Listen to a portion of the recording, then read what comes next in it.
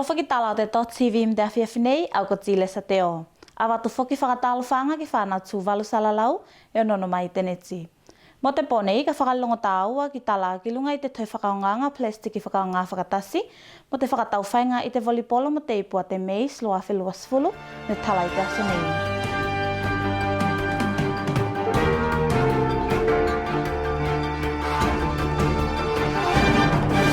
Te lasinga business lunga i te laumua nei, ko la isine lo tau kāko plastic whakaonga whakatasi, ko te whiawhia i te taumawanga te awanoanga, ke mawhai o tau whakaonga. Ili pōti taluai, te matanga luenga o ta whainga o kainga ne whakatapu ne lātou te tongi o plastic whakaonga whakatasi, kai te māsina nei ne tau tala ne lātou te awanoanga, ki pisinisi ke tau whakaonga lo tau plastic kona. Sawiluma ki tionam te li pōti katoa. I te tau talanga tēnei, te matanga luenga na whakatalia nei ako business ke whakaonga te whakatauanga o plastic ko nei whakaonga whakatasi i loto i te o na māsina. Whamoemoenga me ko te māsina o te sema, ko whakangata iei te lala nisi business i lasi lunga i te laumua nei, mai se lo te Cheway Store, ko te whiawhia i te tau matalanga tēnei. Ia te kampani mātou i whiawhia ki te talanga tēnei, ino te whaini mātou toi seraki tua, amia koni mātou toi, koni he toi ki tua me ki loa koni tau o whai ke o tiki tua. Te sto mātou tēnei te Cheway, i te taimi ne pono iei, ki te taimi tēnei ne tala iei, mātou whiawhia ki toe. Mawhaini mātou se laki tua, me a whiawhia mātou se awanoanga ngali ko te meki mawhaini mātou o toe se la mea mātou kone ko la e kiu kilo i tua. A plastika plastik kapa mātou, mo nisi mea kuru ko la e whakaonga plastik ko la ne tapale hoki la. O ni ka toko a se la mea mātou se tongi māma. Te awanoanga tēnei ne māfua mai lunga i te sawe a te matanga luenga a te whainga o kainga, ki businessi mo tino taki toko tasi, me ne āpokotianga i te whakatapunga tēnei. E ponga i tāwaran to extend in mātou te grace period pēla ke toi whakaanga ne te public i o moko tino whai businessi a kaanga plastic o ne whakaanga whakatasi.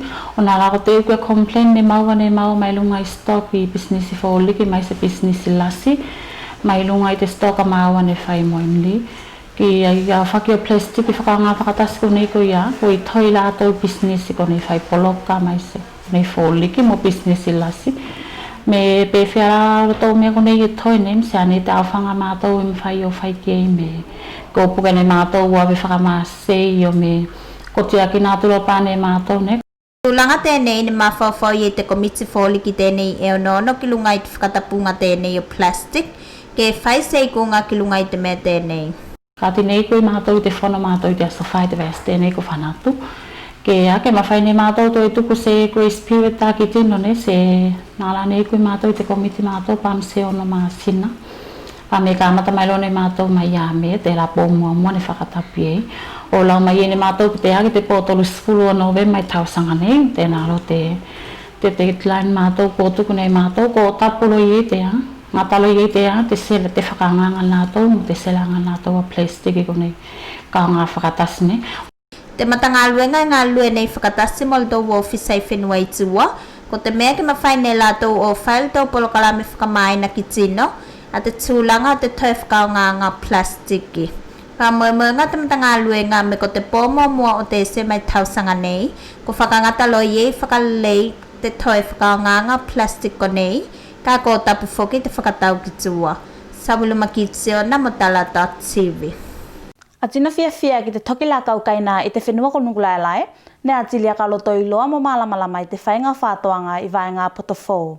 E se timu mai te polojeki te Live and Learn, ne nofo i te whenua o whai a koa konga i vai askoni ko teka. Tēnei tau whaiva Andrew, te tala.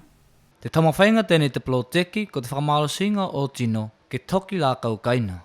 Te la sea wala e angai atu iei, ki pokotianga te se lava mea kai, i vai tau kone i pokotia iei te whenua ne te masaki ko te COVID-19. Toko tasi o tino toki la kau, ne whakatasi ki te akaukonga kone i te polojeki, ne whai mai me ko isi ne poto fou ko maua i te toki inga o la kau i loto i tāpu. Toko whiawhia pera punta ko whanau tane nakumato sauta, whiawhia me eisi manga atamai pera a pārangi i mawhai whakaongan tātou o toki ki tākau peni mo tālo uraka nisi tākau waka whoki I pate na moliki, me ko whai ngofia ki a whakaonganga o tāpu ko nei mō toke lākau. Kai se whakawhita ke lātou o toi whaaite ne mea mō toke ke a lākau. Whakawhaingofia nei o se mwhaine o se whita māua i whaite no mea samen. A maua mai mea kona ko whisosone fuaka te nako fuaka i au kiroto. Toki. Ne toi whakasmeni na moliki, me isi ni whakalaulau e whakasea ngai mo lātou i te taimi tēnei ne ka amata lātou o toke a lākau i te motu. Nai whakalawe konei matia ne māua i te ngā suke mai konei, ko mea tau ngā whai ngā ruanga whisosone ki runga i atia kenga konei ki mea tau whātoanga o tane vai, whakarawa te vai mo whakasiu a rākau. Iau pēnā whuru mo kuakan, e rawa te vai o se whare lei pā mo whakasari ma whai esine tane maua. Mutau tane nei whōri ki whaka nei, e tasi kua tēnei. Nā tasua tane whōri ki tāi koto i kua, whakangani mātou mo mutau i. Nda kati kai au. Whasosani māra sia tu whakataunu a whakamoemoe ngā whanei. Whakamoemoenga na moliki ke whai sa te ke ngalasi a te whenua i wheitu loa tau toki lākau i lunga i te motu tēnei. Maise mō taimi mai mua. Te mawhawhonga ne mai mua te whamai tēnei. Ka matau mawhawhau mātou i te manawha tēnei. Wau iei te whamai tēnei. Whakamāra sinei a mtau roto ki ngā suke mai ro mātou o whakatoka te atia kengai konei. O mea iei tau toki rākau, ko rāma whai whisosoani. Me whakairo whakinau ki te whenua. A tēnei te motu ki ngā suke mai o whai te whakairua o te mutau whenua. A ke whai whaki tēnei, mo whai se whakaio atia kenga. Rāma whai o se rātu iei a maumea kai mauairunga te tēnei. A tāpuko nei e whakatupe katoa mai lalo i te whesoswani te malo Australia i lalo ploteki ko te Live and Learn i tūwalu nei. Tau whaiwendru mo Tala.tv. Te ofisa whaletusi ko ngā lue nei ki te talinga mana konga o tino mai se ko petawa ko a konga. Pēnā whoki mo ko pe ofisa ko lai se ai te lato stoa whaletusi, kai se mawhai whoki mau ai tūwalu nei. Tēnei sauiluma ki tionam te tala katoa.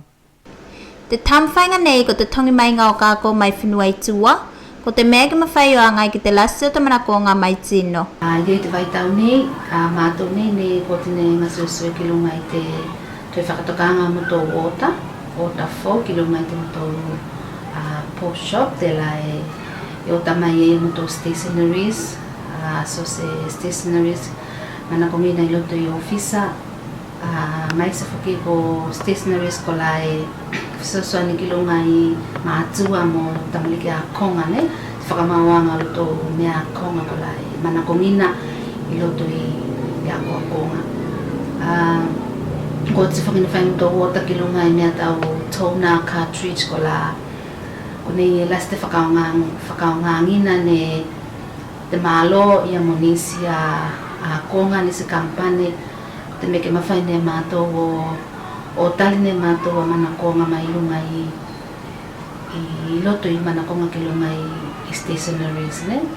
E sine mawhauwhaunga o te matanga luenga, ke mawhai o ta mai whokil tau kako mai tuatu o Fiji, pelam sa Australia mo New Zealand. A ota nei a mātou nei, ota nei mai Fiji te waitau nei, o nā rā nei ko te māsano mea mo te lasinga o toner mo cartridge mo ink, ko lai whakaonga i printers, e ota mai me te Bonwell te nei Fiji, kai mo te sua ko ngā taimi whaine māua whoki o tai, ko Fiji lo ka ko te i kese ka nei ngā ko te mixed marketing, e online website te lai māsani māua o taki ene. A te lasinga ne e mai katolo mai Fiji te time tēne. Mai lunga i li pōtia te kampane, e toko ke kitino e manako tongi mei te stoa lātou, ka isini nei whakalawelawe mo te waitau nei. E te whakalawelawe ko items ko nei available ko nei, pani se lasine, pani se item e mana ko mai ke atino, e isi ni se item e mana ko mai se ai ne, te lala te kakotino solo mai loa ne, solo mai loa o tongi ne pa I te aso I mawhai ne maua pa me toko ono. Ni te vai tau nei ne pa toko ono. Loto te vai aso mawhai ne pela me se toko se fulu tupu ne. Se fulu lua tino ne. Kai toko talitonu ka whai ko maua whakalelo ne maua. Aota ia mo ko mea ko nei mana ko mai ki a tino ne. Ko la me te kogenga nei o tino e call mai. O check mua. E isi se ai tampela ne e avila po te po shop. Ka whai e isi ko whai ia isi ta ko mai o tongi ne. Ka whai e se ai ko not katolo ne maua mana konga ko nga ki lalo. Ko whai e te ota according ki lunga I te mana konga wa o tino ne. Te kampane ko tine whai ana otam te whamoemoenga. Ke maua whakawawesi time pili mai mua nei. I te waitau tēnei, a ka koa te kampane e tuai te maua, ona ko tūlanga o te pononga tua koi, tu salo o te masaki whamtaku tēnei e pisi te lalangi. Whamoemoenga te kampane ke mawhaine ia whakamaua a mana konga o tino isi taimi wawe mai mua nei. Ona ko ka koko nei e se maua iei a mea ko la e manako ki ia tino, mai se loa mea a konga mata maliki. Sawilu magitiona mo tala.tv. Ka mo te toe tala, te whakatau whainga volleyball mo te Maize Cup lua awhelu asfulu, ne tala whakaloalo I te whakatūtonu nei I tai te whalekau pule o tūla kinga. A kalapu katoa mo lotou timu ne kau whakatasi mo te komiti whakatele tāwhaonga I te polokalame. Te ofisa o tāwhaonga ni sui mai nei a te ministuli o a koakonga, tala vau mo tāwhaonga o tala te whainga volleyball tēnei. I tēnā launga tala I whakaasta na fia mo te whakataua nei a whanau tūwalu, a tūlanga tau tāwhaonga I tau se te o la lei mo te whakamalosi-losi o Foitino. Te plestene o te whakapotopotonga volleyball ne moli nei a te whakawhtai ki te sui te ministuli o naloa ko te whakatupenga mo te whainga tāwhaonga tēnei. Se ngata iei pēla whukiloa mo whasoswani tau tupe ki lunga I te whakapotopotonga. I te polokalame whukiloa o te talanga tēnei, ne maua te avanuanga o te sui komiti whakatele-tele mo te sui mai tamaliki tāwhao ko la nea wakala whakamalosinga ki tamaliki tāwhao ke tāwhao whakalei mo te fia. Tēnei te lua taimi ne whakatupe ne te ministuli o ākonga, tala vau mo tāwhaonga a te whepakinga ki te tāwhaonga tēnei ko te volleyball. Te lai whakamalosi mai ne te nasui ko tamaliki mo komiti, kei whai te tāwhaonga ki lunga I whakanofonofonga ko te meke tele lei a whepakinga. Ni whakapātonu mai whukineia me I te ministuli e tūmaulo tēnā lango mālo ki te atia kenga te whakatāwhaonga tēnei ko te volleyball I loto I te ati whenua. Te lao ni mua te whepakinga ne kāmata whukiloa I te whakawhiawhia te asu nei I vāsia o timu o tāngata pēnā whuki mo whāwhine. Ia ko nāla tala te .tv me te awhiawhi nei whakawhitai me te nufo mai, manuia te pō, kai e tōwha.